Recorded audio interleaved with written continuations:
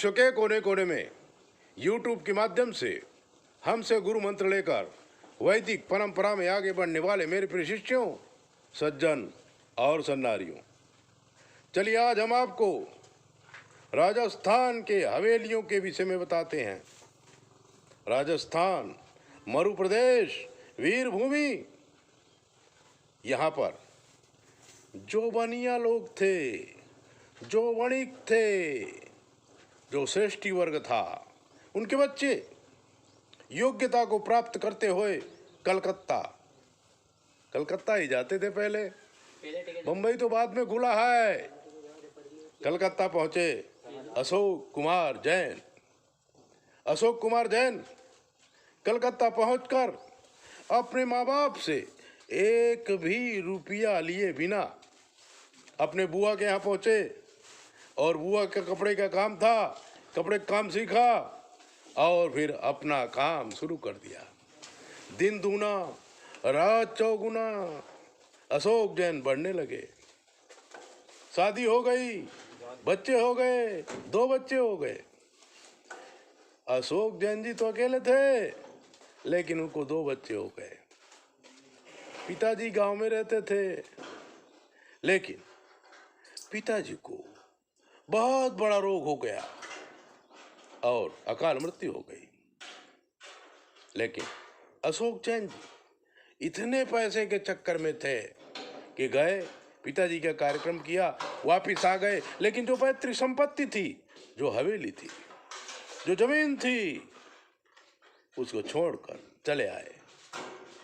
माता भी नहीं रही, पिता भी नहीं रहे, गांव भी छोड़ दिया। कलकत्ता में बहुत बड़ा बंगला, बहुत बड़ा मिल, बहुत बड़ा काम, यहाँ तक कि कानपुर में, बिहार में और यूपी के बड़े बड़े शहरों में उन्होंने अपना शोरूम खोला और कपड़े के काम में इतना आगे बढ़े कि अमेरिका, जापान तक उनका माल जाने लगा। अरबों खरबों रुपया कमाए। अशोक जैन को 2 लड़के हुए, दोनों की शादी भी हो गई, लेकिन 14 साल हो गया, एक भी लड़के को एक भी लड़का नहीं हुआ। लेकिन जब अशोक जैन की पत्नी ने भगवती दुर्गा की आराधना की तो छोटे बेटे को एक बेटी हुई और वही बेटी आज पूरी संपदा की मालिक बन गई। लेकिन मित्रों, उसने विजातीय लग्न कर लिया, शादी करके अमेरिका चली गई। यहाँ पर 2 भाई रह गए। बड़े भाई को एक्सीडेंट हुआ और वो अकाल मृत्यु को हो गए। भाभी थी, छोटा भाई था, काम चला रहे थे। लड़का तो कोई था नहीं, वंश तो कोई था नहीं। इसमें उनको विचार आया, सबने बताया कि भाई पितर दोष है, पितर दोष है, पितर दोष है। गया जी गए, त्रिपिंडी श्राद्ध कराया, वैद्यनाथ गए, हरिद्वार गए, कई जगह गए, पुष्कर भी गए, भागवत को सप्ताह भी कराया, पिंड दान भी किया, ब्राह्मणों को दान भी दिया। लेकिन इनके जीवन में कोई फर्क नहीं पड़ा। दिनों दिन संपत्ति सील हो गई, एक भी पैसा इनके पास रहा नहीं। राजस्थान में जो हवेली थी, उसमें कुत्ते अपना वास कर दिए थे। जमीन जो थी लोगों ने ले लिया था। अब वापिस मिले ऐसी पोजीशन नहीं थी, पैसा था नहीं, रोग बढ़ रहा था, कर्जा बढ़ गया था, प्रॉपर्टी सील हो गई थी।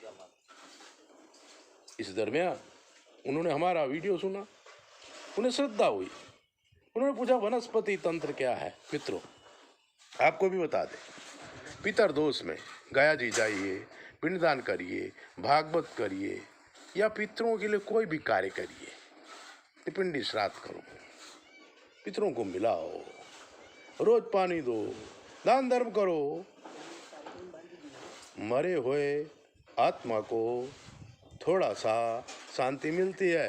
क्यों? क्योंकि कर्म तो बहुत बाकी है ना, और ये दुनिया कर्म प्रधान विश्व रच रखा, कर्म से ही दुनिया चलती है। आपका बेटा अगर चाहे कि आपको मोक्ष दिला सके, आपकी पत्नी अगर चाहे कि आपको मोक्ष दिला सके, नॉट पॉसिबल। मोक्ष मिलना इतना आसान नहीं है। और हम जो भी काम करते हैं पितरों के लिए वो मोक्ष के लिए ही करते हैं। लेकिन मित्रों, भारतवर्ष के ऋषि मुनियों ने वनस्पति पे जोर किया है। हम भी, हमारा कुटुंब भी, हमारा परिवार भी वनस्पति पे जोर देता है। 27 नक्षत्र की 27 वनस्पति हैं, 9 ग्रह की 9 वनस्पतियां हैं। इन सारी वनस्पतियों का नाम चरक संहिता में उल्लेख है। और भारतवर्ष में 100 दिव्य वनस्पतियां हैं। इनका उल्लेख हमने अपने चैनल पे किया हुआ है। ये जो दिव्य वनस्पतियां हैं, ये पितृ मोक्ष के लिए बहुत उपयोगी है। जब इनकी लकड़ी, इनके पत्ते, इनकी गाद, गूंद आदि का मिश्रण करके हम हवन करते हैं, तब हमारे पितृ शांत हो जाते हैं।